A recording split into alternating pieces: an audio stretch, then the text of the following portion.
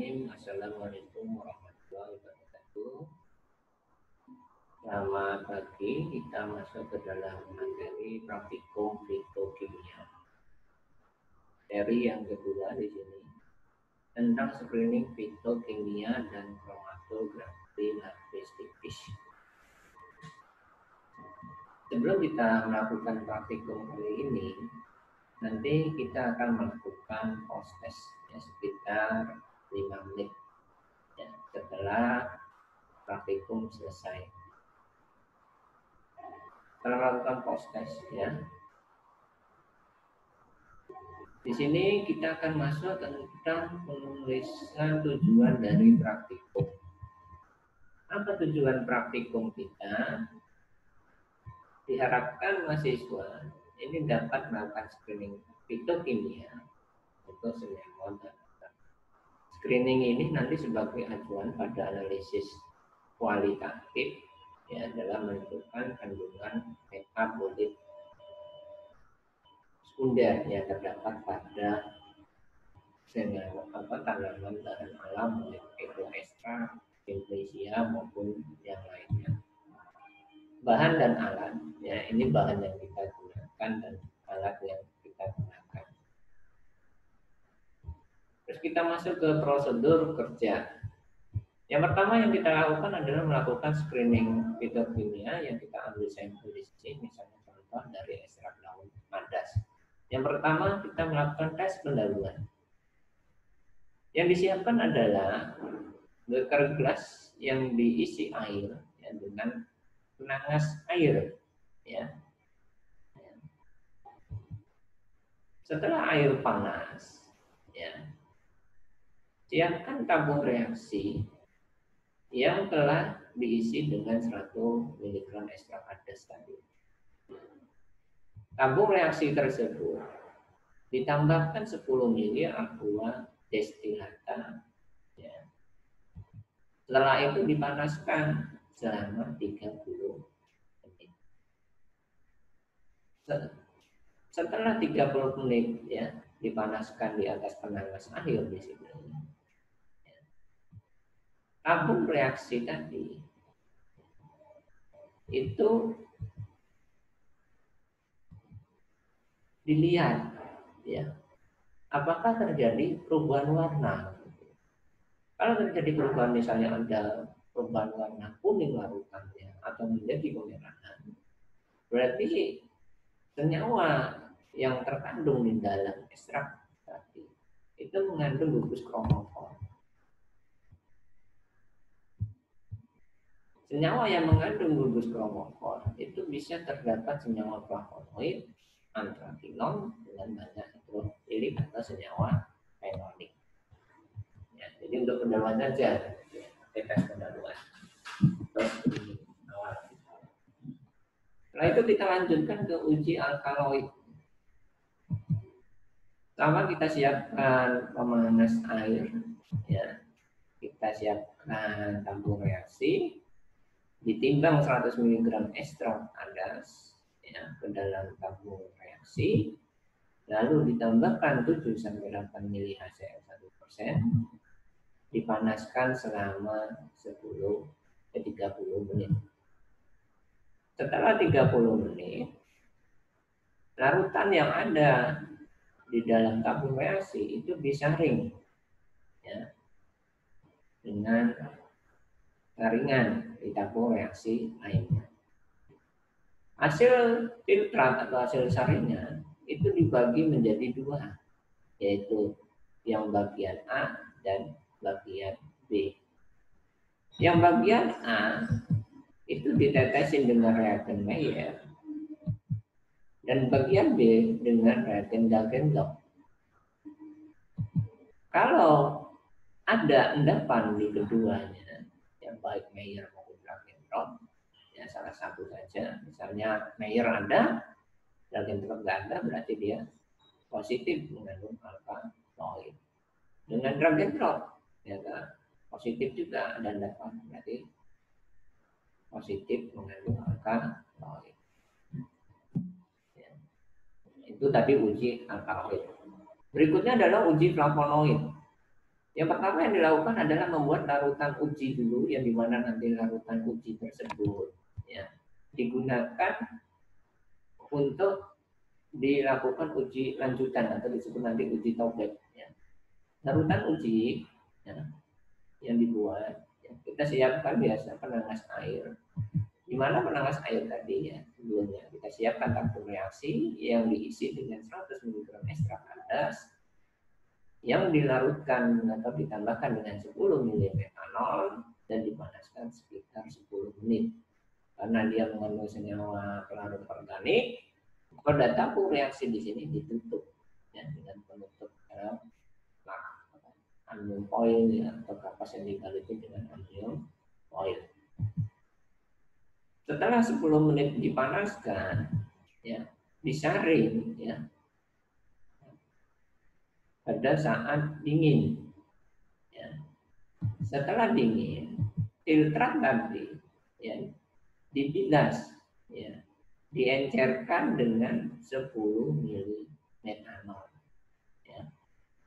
Ya, karena kan mungkin ada yang menguap gitu ya, metanol kita larutkan lagi dengan 10 ml metanol. Setelah dilarutkan dengan 10 ml metanol, ya, pada larutan yang tabung reaksi tadi ditambah 5 ml bensin, ya, dikocok-kocok sampai terbentuk dua lapisan karena ini ada perbedaan pelarutan, ya. Polaritasnya berbeda, yang satu polar, yang satu non polar. Nah, bagian atas ya, lapisan atas tersebut itu diambil ya, terus diuapkan ya. Diuapkan sehingga tersisa residunya saja atau mengental ya, kering ya. Nah, residu yang mengental tadi itu ditambahkan 5 ml larut etil estan, dilarutkan dengan etil estan. Nah, larutan residu yang diperoleh tadi ya, yang larutan dengan etil asetat itu diambil 1 mili ya. Kita akan dilakukan uji Taubek. Larutan yang 1 mili tadi ya ditaruh di cawan porselin, terus diteteskan ya, dengan aseton larut ya. Setelah itu ditambahkan asam borat dan asam oksalat ke dalamnya dalam bentuk serbuk. Ya. Terus dikeluarkan di situ, tambahkan 2 ml. Nah, perlakuan ini harus di dalam lemari asam ya, sehingga aman ya, tidak terhirup dengan orang luar gitu ya. Setelah menguap ya, larutan yang ada di cawan porselin tadi itu dibaca di UV 36 nanometer. Apabila dia terjadi fluoresensi, jadi terjadi perubahan warna fluoret, ada yang kuning dan merah ya, atau hijau atau biru, berarti semua itu positif mengandung flavonoid. Dari flavonoid kita lanjut ke uji polifenol. Uji polifenol kita siapkan juga ya, penangas air, di mana penangas air tadi ya, siapkan juga tabung reaksi yang telah diisi dengan 100 mg ekstrak adas yang ditambahkan 10 ml air yang dipanaskan selama 10 menit. Setelah 10 menit lalu kita pindahkan ya, dengan disaring ke tabung reaksi yang baru. Setelah dingin ya, kita saring ya, lalu diujikan ya larutan tadi dengan ditetesi FeCl3. Kalau warnanya hijau berarti dia positif mengandung polifenol, kalau tidak berarti tidak mengandung polifenol ya. Jadi warnanya hijau, hijaunya bisa mungkin hijau berkuning-kuningan, dari penting ada perubahan warna dari yang sesudah disaring sebelum ditetesin dengan FeCl3. Terus berikutnya adalah uji saponin. Uji saponin di sini kita tidak menggunakan penangas air, tetapi langsung dengan pemanasan langsung. Yang kita gunakan adalah lampu bunsen ya, lampu spill. Kita siapkan dulu tabung reaksi, ya, diisi dengan ekstrak ADAS. Tabung tersebut diisi dengan 10 ml air, lalu dipanaskan hingga mendidih selama 5 menit. Setelah 5 menit, ya, tabung reaksi itu didinginkan, setelah itu dikocok kuat vertikal, ya, sampai terjadi busa atau kue.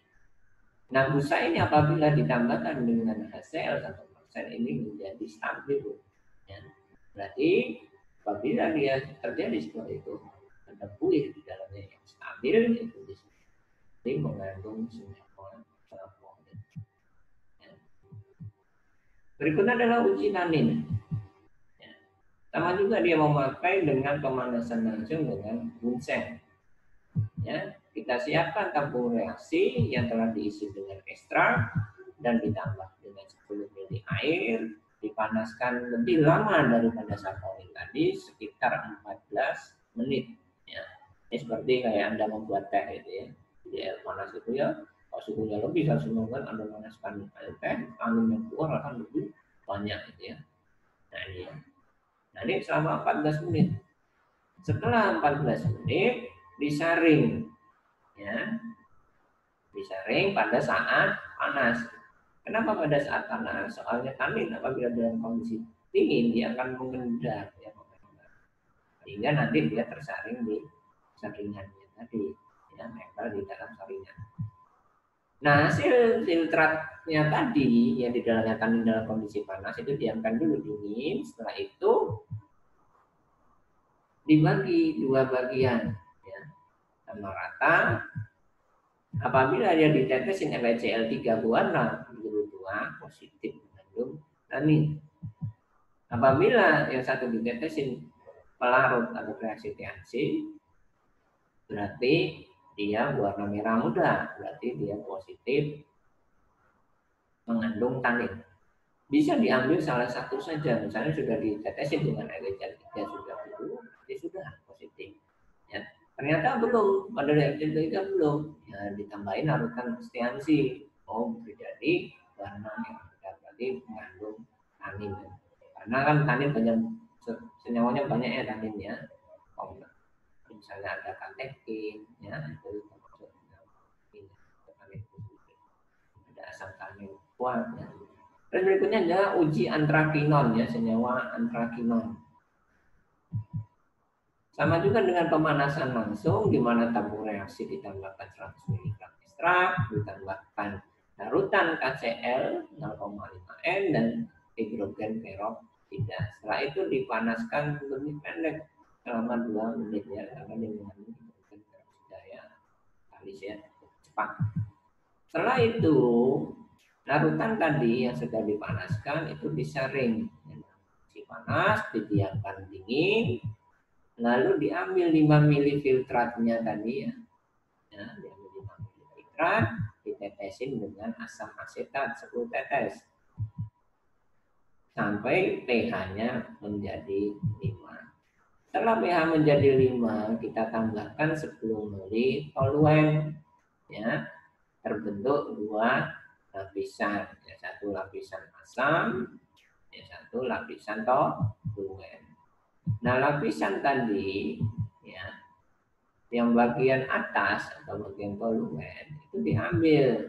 Setelah itu dimasukkan ke tabung reaksi lain dan ditetesin dengan hidrogen peroksida 0,5 N. Terjadi perubahan warna menjadi warna merah. Berarti dia positif mengandung senyawa antrakinon.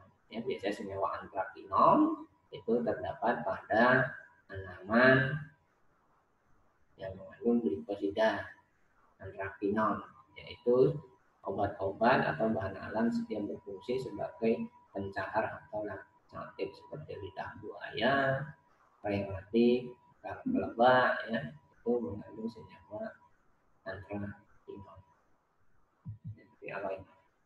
Berikutnya kita lanjut ke uji steroid dan terpenoid, ya. Uji steroid dan terpenoid ini termasuk penyusun pada senyawa minyak atsiri, ya. Sama di sini tidak ada pemanasan, ya. Kita ambil langsung 100 mg ekstrak adas, masukkan ke dalam tabung reaksi.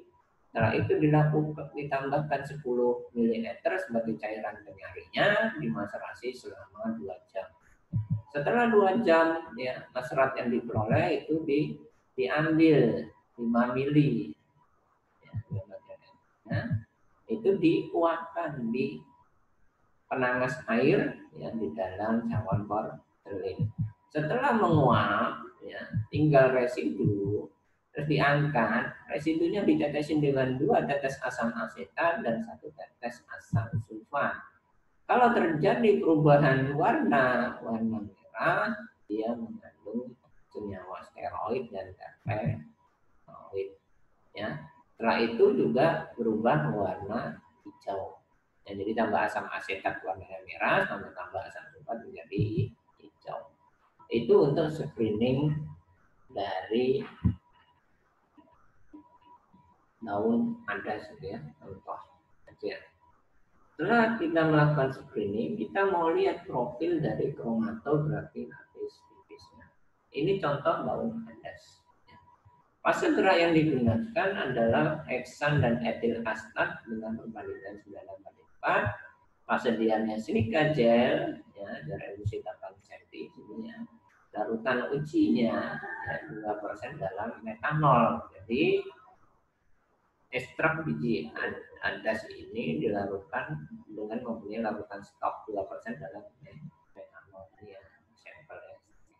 Pembandingnya adalah anetol, ya, transanetol. Ini anetol adalah senyawa terpenoid, ya.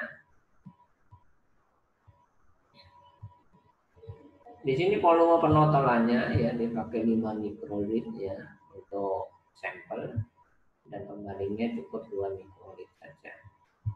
Deteksinya penyemprotannya dengan vanilin asam sulfat yang dipanaskan dengan 110 derajat selama 5-10 menit. Kenapa dia memakai deteksi semprot warna? Karena dia pembanding yang digunakan adalah suatu senyawa terpenoid, ya, komponen minyak aksiri. Biasanya komponen minyak aksiri, senyawa ini di lampu UV 254 kadang terjadi pemadaman, di 366 nggak kelihatan, tetapi dengan reaksi semprot ini lebih meyakinkan, ya, identik warnanya, karena ini adalah komponen dari minyak aksiri. Jadi kalau ada senyawa minyak aksiri di dalamnya, Anda bisa mendeteksi dengan reagen semprot, ya, vanilin asam sulfat. Ya, biasanya bisa menjadi perubahan warna menjadi ungu, ya, untuk golongan terpenoid atau monoterpen. Ya, di sini diperoleh RF-nya 0,75. Jadi, oh iya, mengandung senyawa terpenoid, gitu, ya. Ya, ini 254 ada pemadaman, ya, sama RF-nya 0,3. 366 nggak kelihatan, ya. Ya, nggak akan kelihatan. Ya, tanpa coklat kemerahan, ya, itu contoh profil KLT. Ya, jadi Anda nanti melakukan yang pertama screening fitokimia, yang kedua dengan profil KLT untuk mengetahui senyawa apa yang ada di dalamnya, ya, dengan angka RF dengan pembandingnya. Nah, untuk lembar kerja praktikum nanti Anda buat seperti ini, ya. Screening fitokim dan kromatografi UCP praktikum hari ini kelompok berapa, ya, ini berapa, nama simplisianya nanti kita di sini kita bahas per kelompok, saya bagi saja, ya, nanti Anda tulis nama simplisianya, ekstraknya apa, nanti berat ekstraknya garamnya sesuai, ya, terus pembuatan reagennya apa aja kalau ada, terus hasil pengamatan screening fitokimia ini nanti Anda bisa lihat di jurnal, ya. Nanti ada jurnal, dalam satu jurnal itu ada 4 temuan, ya, nanti temu nawa, temu kunci, ya, temu mangga sama kunyit. Ya, itu dilakukan dengan cara maserasi yang berbeda, ya, cara ekstraksi yang berbeda, yaitu dengan ada yang maserasi, ada dengan coklatasi, ada dengan cara reflux, ya. Nanti ada pembagiannya, ya, misalnya temulawak untuk maserasi, yang di bagian maserasi. Nah, di situ, ya, kalau di sini ada alkaloid, ya, di sini larutan A, ini ada larutan B, ya, tadi A dan B. Nah, di sini ada sebelum. Berarti sebelum nanti ada tulis di sini. Misalnya dia sebelum tidak berwarna. Dan sesudah itu berwarna. Ya, warnanya apa? Ternyata warnanya endapannya putih banget. Berarti putih banget itu meyakinkan.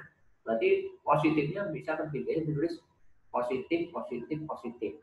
Positif itu sampai 3. Berarti benar-benar. Cuma kok endapannya sedikit, berarti positifnya cuma 1.